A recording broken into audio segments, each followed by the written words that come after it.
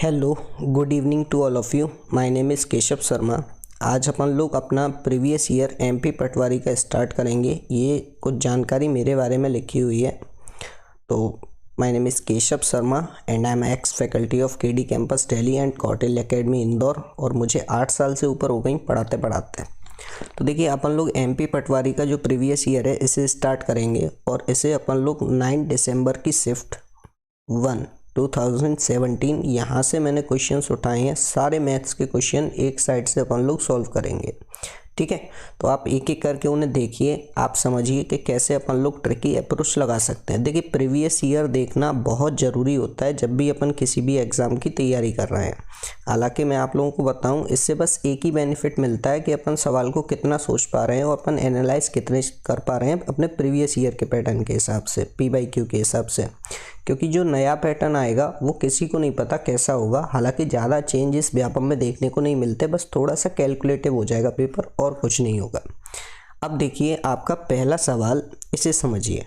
2x + 3y = 8 and 5x + 4y = 13 then the value of x and y। ये हिंदी में भी लिखे हुए हैं, लेकिन इसमें मुझे नहीं लगा कि हिंदी की ज़रूरत है, क्योंकि आप सभी को पता है पटवारी के पेपर में इस बार इंग्लिश भी आनी है। और आपको अगर इतनी भी इंग्लिश नहीं आती तो आप गलत तैयारी कर रहे हो। देखिए, x एंड y के आपको मान बताने हैं। तो पहला तरीका जो अपन लोग क्लास 10th में पढ़े हैं, जिसे विलोपन विधि, एलिमिनेशन मेथड बोला जाता है, उससे निकाल सकते हैं। 2x + 3y = 8 और 5x + 4y = 13। तो ये अपना क्वेश्चन है। आप यहाँ से विलोपन विधि से कर सकते हो, लेकिन मैं आपको सजेस्ट करूँगा कि आप पेपर में थोड़ा सा ट्रिकी अप्रोच रखा करो। जैसे यहाँ पे आपको दिख रहा है कि ये 2x + 3y है और बराबर में 8, और आपको x और y की वैल्यू रखी हुई है। तो अपन सबसे पहले ऑप्शन को रखते हैं इसमें। जैसे x की जगह 1 और y की जगह 2। तो देखना, 2 × 1 + 3 × 2, तो ये बन गया अपना 8। देखो, 2 एकम 2, 3 दूनी 6, ये 8 आ गया। अब अपन इसमें भी रख के देखते हैं, अगर 13 बैठ गया तो यही अपना आंसर है। 5 × 1 + 4 × 2, तो ये बेटा 5 एकम 5, 4 दूनी 8, 8 और 5 13। यही हमारे सवाल का आंसर है। अगला सवाल देखिए, एक अष्टभुज, एक बहुभुज जिसकी 8 भुजाएं होती हैं कहलाता है अष्टभुज। ये अपन सभी को पता है, ऑक्टागन होता है, अष्टभुज होता है। इसके बाद अगले क्वेश्चन की तरफ आइए। सबसे छोटी संख्या जिसे 1575 को गुणा किया जाना चाहिए ताकि गुणनफल एक पूर्ण वर्ग बन जाए। तो देखो, इसे निकालने के कई तरीके होते हैं। अगर आपने LCM SCF फैक्टर मेथड से पढ़ा है तो आप इसका आंसर विदिन सेकंड दे सकते हो। जैसे इसमें दिख रहा है आप लोगों का कि 7 गायब है। अभी देखिए, अपन लोग इसे निकाल के बताता हूँ मैं तुम्हें LCM के थ्रू। जैसे 1575 है, आपने ये देखा कि 3 से काट रहा है, तो 3 से काटा, 3 × 5 = 15, 3 दूनी 6 और 3 × 5 = 15, 5 × 5 = 10 और 2 = 12। फिर से 3 से काटो, 3 एकम 3 और यहाँ पे बचा 2, 3 × 7 = 21, 3 × 5 = 15। अब आपने इसे 5 से काटा तो 5 × 3 = 15 और यहाँ पे बचा 2, 5 × 25। फिर आपने 5 से काटा तो ये 7 और बच कितना गया, 7 से 7 भी कट गया। अब आपको पूर्ण वर्ग चाहिए तो आप 2-2 के पेयर बनाओगे। ये पेयर बन गया, ये पेयर बन गया, ये नहीं बन रहा, तो कमी काय की है, 7 की। यही हमारे सवाल का आंसर है।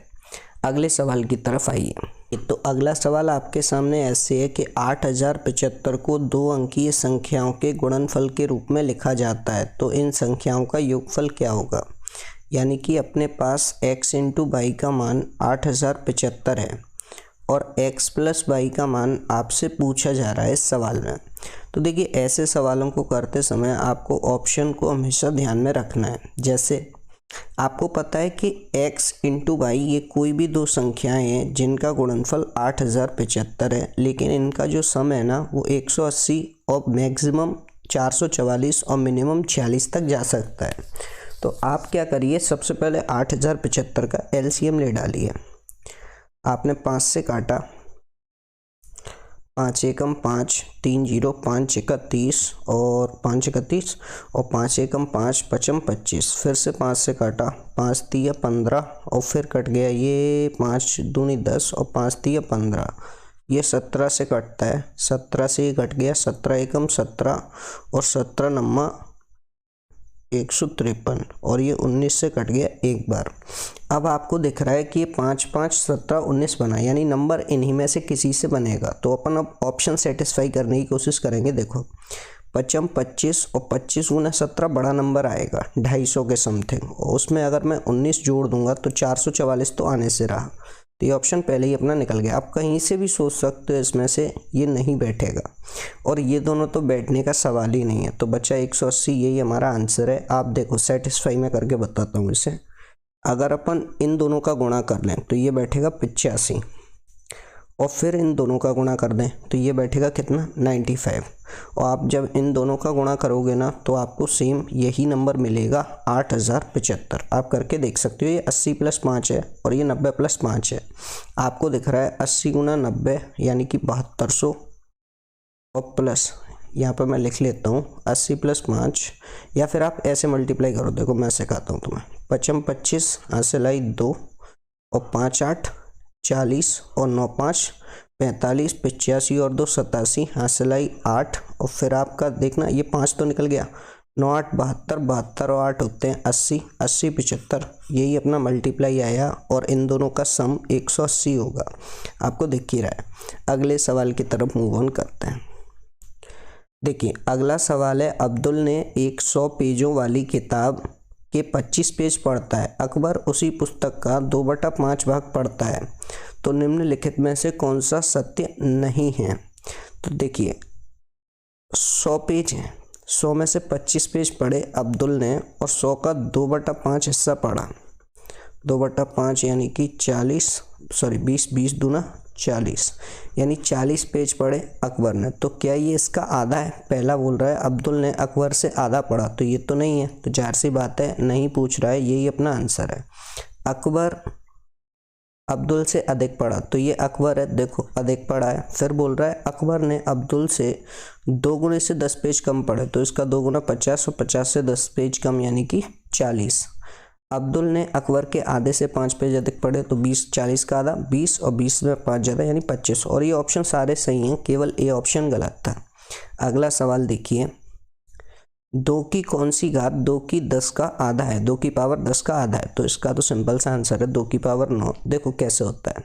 2 की पावर 1 का मतलब होता है 2, और 2 की पावर 2 का मतलब होता है 4, 2 की पावर 3 का मतलब 8, और 4 का मतलब 16। अब मेरी बातों को सुनना। जैसे मैंने आपसे कहा कि 2 की पावर 2 है, इसका आधा क्या होगा? तो आप बोले सर 2 की पावर 1, देखो दिख रहा है 2 आधा है 4 का। अगर मैं कहूँ 2 की पावर 3 का आधा क्या होगा, तो आप बोलोगे 2 की पावर 2 यानी कि 4। मतलब इससे जस्ट पहले वाली जो भी पावर होगी वो उस नंबर का हाफ होगा। तो आप बोले 2 की पावर 10 पूछ रहा है, तो इसका हाफ 2 की पावर 9 होगा। यही हमारे सवाल का आंसर है। अगले सवाल देखिए, यदि एक आयत का विकर्ण 65 सेंटीमीटर है तथा इसकी एक भुजा 63 सेंटीमीटर लंबी है, तो दूसरी भुजा क्या होगी? तो देखो एक आयत है, इसका एक विकर्ण है, यानी कि ये जो विकर्ण है ये 65 सेंटीमीटर का है, और इसकी एक साइड 63 दी हुई है अपन को। ये दूसरी वाली साइड पूछ रहा है। तो आपको पता है आप इसमें पाइथागोरस लगा सकते हो। सबसे पहले तो मैं आपको पाइथागोरस सिखा रहा हूँ। देखो ये 90 डिग्री का एंगल है, इसके सामने कर्ण होगा यानी कि 65 का स्क्वायर, तो 63 का स्क्वायर प्लस x का स्क्वायर और बराबर में 65 का स्क्वायर। आप बोले 63 का स्क्वायर क्या होगा? तो देखो स्क्वायर निकालने का तरीका, 3 का 9, 6 का 36, 6 त्रिक 18, 18 दूनी 36। यहाँ से 9 आएगा, यहाँ से 6 आएगा, ये इसमें जुड़ जाएगा तो 39 69। 65 का सबको पता है, 5 का 25 और 7 42। 42 में से मैं 3969 निकाल दूंगा। यहाँ बचेगा 4, एक इसने ले लिया, यहाँ बचा 5, एक इसने ले लिया, यहाँ बचा 2, और 254 बचा अपने पास। एक सेकंड, ये कैलकुलेशन कहीं ना कहीं मुझे गलत लग रही है। 5 में से 9 गए, 6 बचेगा, सॉरी एक इसने ले लिया, अब सही है 256। तो आप बताइए मुझे कि अगर मैं आपसे कहूँ कि एक्स स्क्वायर का जो मान है वो 256 है, तो क्या एक्स का मान 16 आएगा क्या?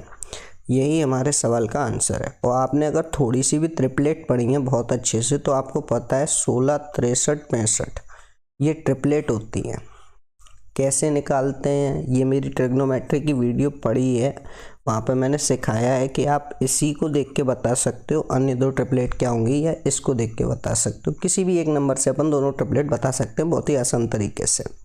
देखिए अगला क्वेश्चन देखिए, 17, 21, 27, 18 और 17 का औसत बताइए।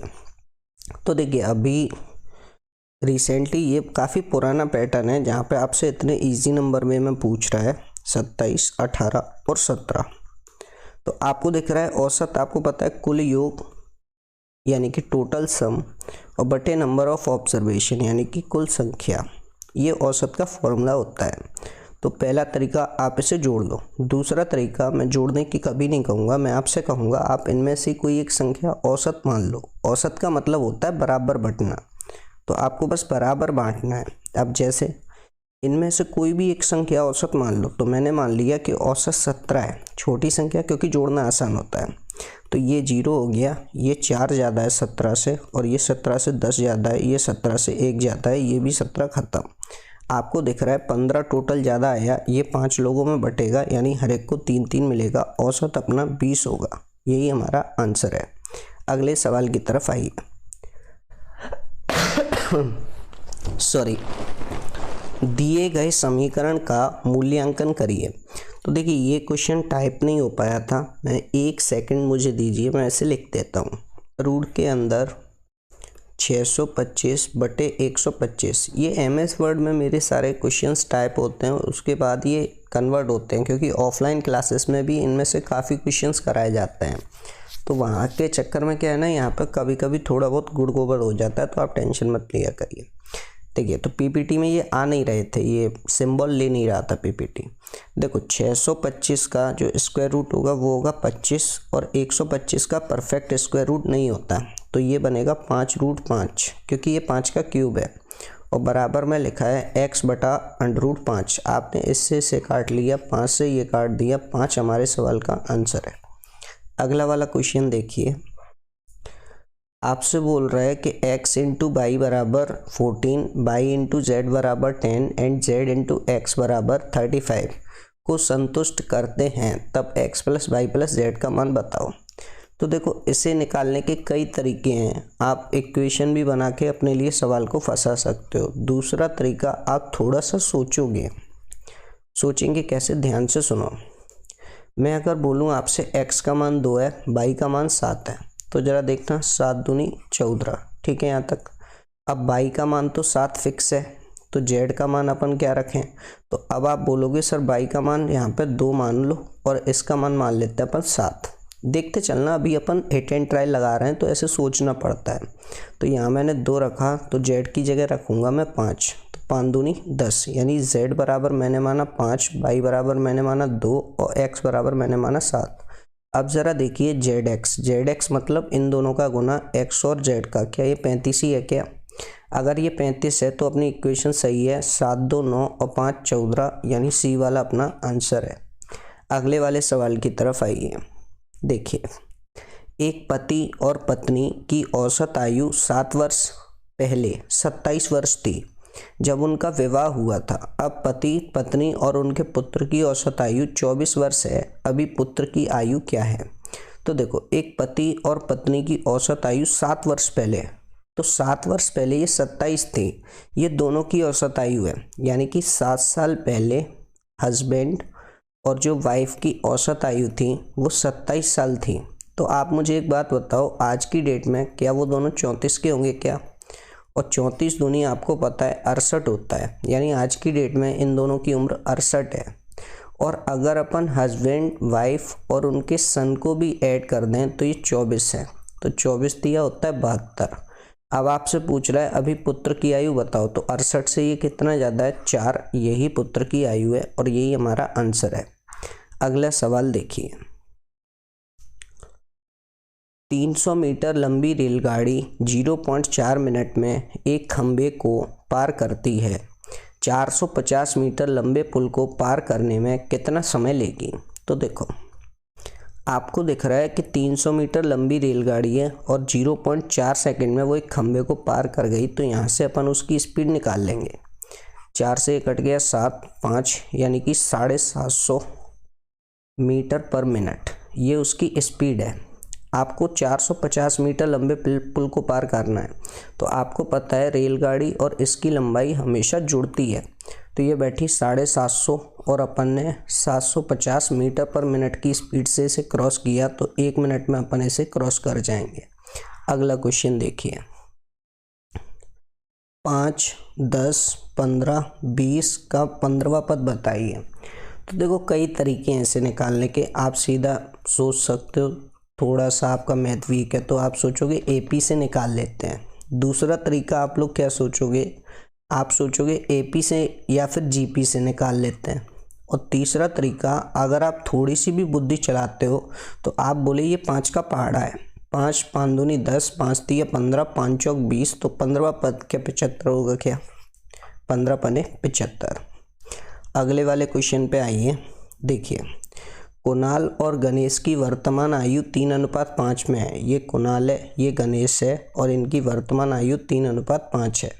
4 वर्ष बाद यानी कि 4 ईयर्स कुणाल गणेश से 12 वर्ष छोटा होगा। तो हमेशा याद रखना, आयु में जो अंतर होता है ना, वो कितने भी साल आगे चले जाओ या कितने भी साल पीछे चले जाओ सेम रहता है। आपको दिख रहा है दोनों में अंतर 2 का है। 2 का मान जो है वो 12 है, 1 का आएगा 6। अगर 1 का 6 है तो ये बंदा 18 का हुआ और ये बंदा कितने का हुआ? ये बंदा हुआ 5 का 30 का। आपसे क्या बोल रहा है, कुणाल की वर्तमान आयु बताइए। तो 18 साल हमारे सवाल का आंसर है। अगले सवाल पे आइए। देखिए, एक संख्या को जब 361 से विभाजित किया जाता है तो शेषफल 47 आता है। यदि उसी संख्या को 19 से विभाजित किया जाए तो शेषफल बताइए। तो एक चीज़ का इसमें बहुत अच्छे से याद रखना, कुछ फैकल्टी से ऐसे ही पढ़ा देते हैं कि इसमें याद रखो जो भी शेषफल आता है उसी में भाग लगाना है, ऐसा नहीं है। आजकल क्वेश्चन इस पर भी बहुत अच्छे पैटर्न के बनने लगे हैं, ठीक है ना। तो आपको एक चीज़ हमेशा देखनी है, क्या इससे ये कट रहा है क्या? तो आप बोले कट रहा है। अगर ये कट रहा है तो ये आप इस कंडीशन को लगाओगे कि आप 19 का ही डिवाइड दे दोगे 47 में। तो 19 दूनी 38, यहाँ 17 में से 8 के 9 बचा। यही हमारे सवाल का आंसर है। अगले वाले क्वेश्चन की तरफ आइए। समान त्रिज्या और ऊंचाई वाले एक शंकु और एक बेलन के आयतनों के बीच का अनुपात बताओ। तो देखो, समान त्रिज्या और ऊंचाई है, यानी कि रेडियस और हाइट है वो सेम है। तो एक बेलन और एक शंकु, बेलन का आयतन होता है 1/3 πr²h और इसका होता है πr²h। इससे ये कट गया, 1/3 बचा। यही हमारा आंसर है। अगला क्वेश्चन भी टाइपिंग एरर था तो उसे भी मैं लिख देता हूँ आप लोगों के सामने। अपन सवाल आपका कुछ ऐसे था कि 27/3 की पावर 4 गुना कर रहे हैं 3 की पावर -5/3 से, और गुना किए 3 और क्यूब रूट के अंदर 3 की पावर -7 और फिर अपन गुना किए 3 की पावर 4 से। आपको इसका आंसर बताना है। तो आप में से एक होशियार बच्चा बोला, आप लोग बनाने की कोशिश कर सकते हो, मुझे 1 सेकंड का और समय दो, मैं इसमें थोड़ा सा एक चीज़ देखूँ। हाँ ठीक है। अब देखिए, आप बोले कि 27, पहली बात तो इससे ही कट गया सीधा सीधा, ठीक है। अब देखो, ये 27 है और इसे जब मैं बटे में लिखूँगा तो ये संख्या पॉजिटिव हो जाएगी। आप सभी को इस चीज़ के बारे में पता होगा, आई होप। चाहे काम करो, इसे पॉजिटिव नहीं बना रहे अपन इसे यहीं पे ख़त्म करते हैं। देखो, 27 गुना ये 3 यहाँ लिखा हुआ है तो इसे मैं ऐसे लिख लूँ क्या, गुना ये लिखा ही है और कुछ बचा ही नहीं। तो आप बोले कि सर इसे अपन सॉल्व करेंगे, तो इसे जब अपन इसमें जोड़ेंगे तो ये बैठेगा 12। तो 27 गुना क्यूब रूट 3 की पावर -12। अब अगर मैं इसे और सॉल्व करूं तो ये 3 इसके नीचे आ जाएगा, ध्यान से समझना। 3 से ये कट गया 4 बार, यानी 27 गुना 3 की पावर -4। अब आप बोले 27 गुना, इसे लिख लेंगे 1/3 की पावर 4 और ये 3 की पावर 3 है, इससे ये कटा तो अकेला 3 बचेगा। 1/3 हमारे सवाल का आंसर है। अगला वाला क्वेश्चन देखिए, निम्नलिखित में से कौन सी संख्या 3 से विभाज्य है। तो आपको इन संख्याओं को देखना है और कौन सी संख्या 3 से कटेगी ये आपसे पूछा गया है। तो आप क्या करोगे, देखो सिंपल सा मैं तुम्हें अप्रोच बताऊं इसे सॉल्व करने का। आप 3 का जो नियम होता है ना वो सम ऑफ ऑल डिजिट होता है, तो आपको कभी भी अंकों को जोड़ना नहीं है, आप 3 बनाने की कोशिश किया करो। जैसे ये 6 3 से कट जाएगा, 4 और 2 6 भी 3 से कट गया, यही अपना आंसर है, क्योंकि इसमें बड़ी है छोटी नहीं है तो एक ही संख्या कट रही होगी। अब जरा देखो यहाँ से देख लेते हैं, देखो 3 कट गया, 6 कट गया, 7 और 2 9 ये भी कट गया, 5 और 4 9 ये भी कट गया, 8 कटेगा क्या, नहीं कटेगा, तो ये 3 से नहीं कटेगा। 9 कट गया, 6 कट गया, 6 कट गया, 3 कट गया, 8 नहीं कटेगा, 3 कट गया, 3 कट गया, 4 और 2 6 6, 7 और 2 9, फिर से 8 बचा, ये भी नहीं कटेगा। आंसर अपना यही वाला है। अगला वाला क्वेश्चन देखिए, एक वृत्त की त्रिज्या इस प्रकार है कि उसकी परिधि में 5% की वृद्धि होती है, तब क्षेत्रफल में प्रतिशत वृद्धि बताओ। तो देखो आप सभी को पता है 5% की परिधि में वृद्धि हो रही है और परिधि का फॉर्मूला 2πr होता है, यानी ये बिना फॉर्मूले के साथ केवल 5% का इंक्रीमेंट है। और आपको ये भी पता है कि इसमें केवल रेडियस है जो कि परिवर्तित होती है, बाकी की ये दो चीज़ तो कांस्टेंट है, मतलब 2 गुना 22/7 यही अपन रखेंगे। इसमें 3.14 वाली कंडीशन तो है ही नहीं कुछ। तो आप बोले ये 5% रेडियस के बारे में ही बात हो रही है और आपको फॉर्मूला आता है 5 + 5 + 5 × 5/100। तो आप बोले 5 5 10 और 0.25, यही हमारे सवाल का आंसर है। अगला क्वेश्चन देखिए, तो देखिए अगला क्वेश्चन आप लोगों के सामने कुछ ऐसे है कि एक दुकान में नहीं कमीजों है, सॉरी इंग्लिश में भी गलत है, शर्ट्स आएगा। तो देखो यहाँ पे ये जो 60% है ना, ये पेपर में भी ऐसे ही था, लेकिन यहाँ 60% अधिक आएगा, ठीक है ना। 60% अधिक अंकित किया उन्होंने इन कमीजों का 1/3 भाग इस मूल्य पर तथा अन्य 1/3 भाग 20% की छूट पर विक्रय किया। शेष कमीजों का विक्रय मूल्य उन्होंने अंकित मूल्य पर 50% का डिस्काउंट देने के बाद किया। हानि परसेंट बताइए। तो देखो इसे करने का तरीका मैं तुम्हें बताऊं। तुम लोग क्या करो कि 3 शर्ट हैं, तो आप क्या करो, एक की कीमत 100 मान लो, एक की कीमत 100 मान लो और एक की भी कीमत कितनी मान लो 100, और इन्हें 60% अधिक अंकित किया, यानी कि 160 उन्होंने अप्रॉक्स लिखा होगा। अब मेरी बात को सुनना, आप फर्स्ट तिहाई जब भी बोले ना, फर्स्ट थर्ड, तो आप मानना कि 160 ही है, तो 160 की चीज़ को 160 में ही इसने बेच दिया। दूसरी में वो बोला कि जो सेकंड पार्ट है, यानी कि जो अगला वाला हिस्सा है, उसका फिर से 1/3 किया, तो 160 टोटल नहीं है, मैं क्या बोल रहा हूँ, 160 1/3 हिस्सा है, तो आप 160 को 80% पे बेच रहे हो, 20% का डिस्काउंट यानी 80 पे। तो ये कितना बेटा, 16 8 सिंग 48, 4 और 8 एकम 8 और 4 12, 128। अगर अपन थर्ड की बात करें तो 160 को 50% का डिस्काउंट यानी 85 बचा, यानी कि 80, और आप जब इसे टोटल करोगे तो ये बैठेगा 8 और 2 10 और 6 और ये 368, जबकि ओवरऑल प्राइस इसकी हो रही है 300। तो 368 से 300 जाने में, यानी अपन ने 68 कमाए 300 पे और गुना करेंगे 100 से, ये 2 जीरो से 2 जीरो गए, 3 से कट गया 22 सही, 2/3%। ये अपना प्रॉफिट, पी का मतलब प्रॉफिट है, एल का मतलब लॉस है। यही हमारे सवाल का आंसर है। अगला सवाल देखिए, 35 36 और 49 89 6 का न्यूनतम पद। ये तो आसान है यार, 1/11 होगा। अब देखो कैसे पता चलता है, देखो ये 45 36 लिखा है, आपको 11 का गुना आना चाहिए, हमेशा इस चीज़ को याद रखा करो। तो ये 6 6 और 3 9, 5 और 3 8, ये 9 और ये 4, ये इसका गुना होता है। और ये आपको दिख रहा है, यही बट्टे में लिखा है सॉरी अभी रात के क्या है, 1 बज रहे हैं। आप यकीन मानिए इन सबको टाइप करवाने के बाद ये जब तैयार होती है, और सुबह 7 बजे से मैं कोचिंग के लिए निकल जाता हूँ, 7 से 12 तक कंटिन्यू मेरी क्लासेस रहती हैं। फिर इसके बाद इवनिंग में केवल मैं कंटेंट पे काम करता हूँ, क्योंकि सबसे ज़्यादा अपडेटेड शीट, मैं ये नहीं बोलता कि मतलब ये वो, बट मैं अपने मेहनत करता हूँ भाई। मुझे शाम का पूरा समय अपने जो कंटेंट होता है उसे अपडेट करने में ही लगता है। मैं पर डे कुछ ना कुछ नया निकालता हूँ, नए तरीके ढूंढता हूँ, नया सॉल्यूशन बनाने की कोशिश करता हूँ कि इसका आंसर और जल्दी कैसे दे सकते हैं। अगला वाला क्वेश्चन देखिए। तो क्या गला बैठ रहा है, बात बताने की थी, मेन बात ही भूल गए थे। देखो 4/5 क्या है, आप सभी को पता है 0.8 होता है। 4/5, 5 का भाग लगाओगे तो पॉइंट लिया, यहाँ 0 आ गया, 8 बार 0.8। अगला क्वेश्चन देखिए 100 गुना। अब देखो ये क्वेश्चन कैसे किया जाता है, इनमें से एक अपना आंसर है।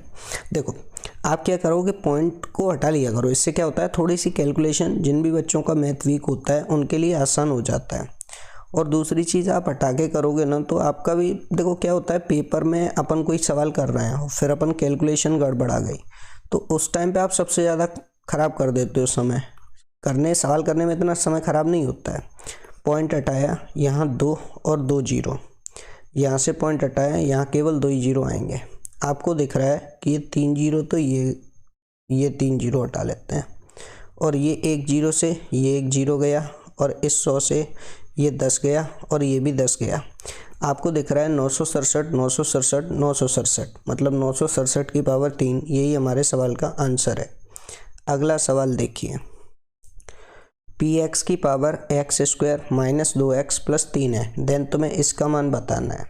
तो बहुत आसान है। p के पावर ब्रैकेट में क्या लिखा है 1, यहाँ p की जगह क्या लिखा है x, मतलब ये x की टर्म में आपको 1 की टर्म में बताने। तो 1 का स्क्वायर -2 × 1 और +3, तो ये बना 1 - 2 + 3, 3 और 1 4, 4 में से 2 गया 2। अगला क्वेश्चन देखिए।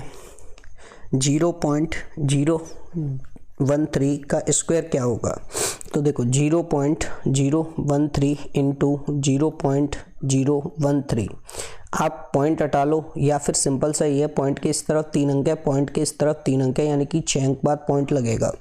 तो 3 3 6 एक साथ, ये नहीं होगा, 3 3 6, यही हमारा आंसर है। देखो और कहीं भी 6 अंक बाद पॉइंट नहीं है। अगला क्वेश्चन पे आओ। अगला क्वेश्चन है ये, इसमें आपको औसत बताना है। अभी मैंने सिखाया था औसत डेविएशन मेथड के साथ।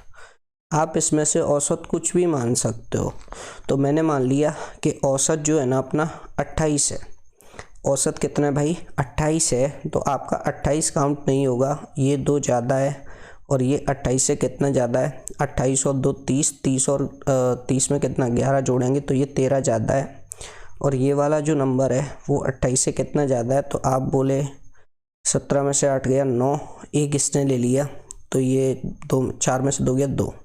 और ये कितना ज़्यादा है, ये ज़्यादा है 6, 1 16, तो आप बोले 16 13 और 2 15, और इसे जब अपन जोड़ेंगे तो ये बैठेगा 45, 45 15 60, 60 बटेगा 5 में, एक को मिलेगा कितना 12, यानी औसत होगा अपना 40।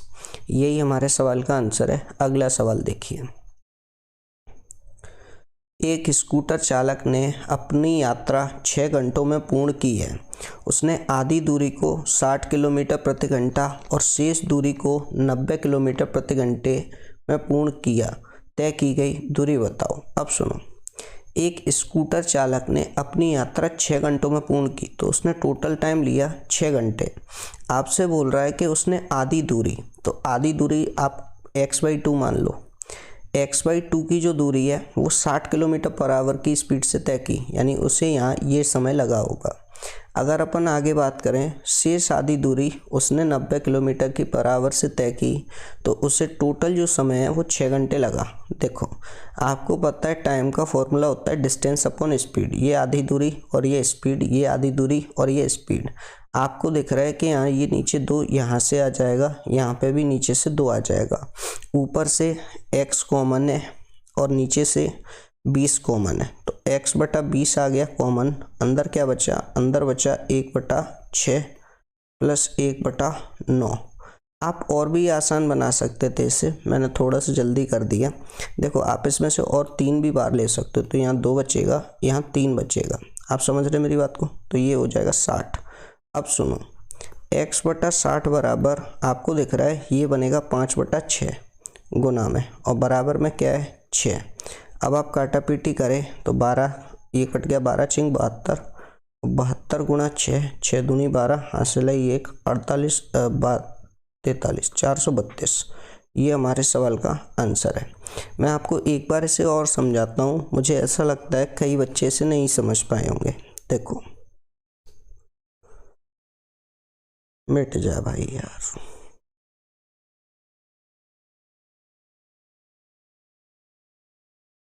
थोड़ा सा समय लेता है ये।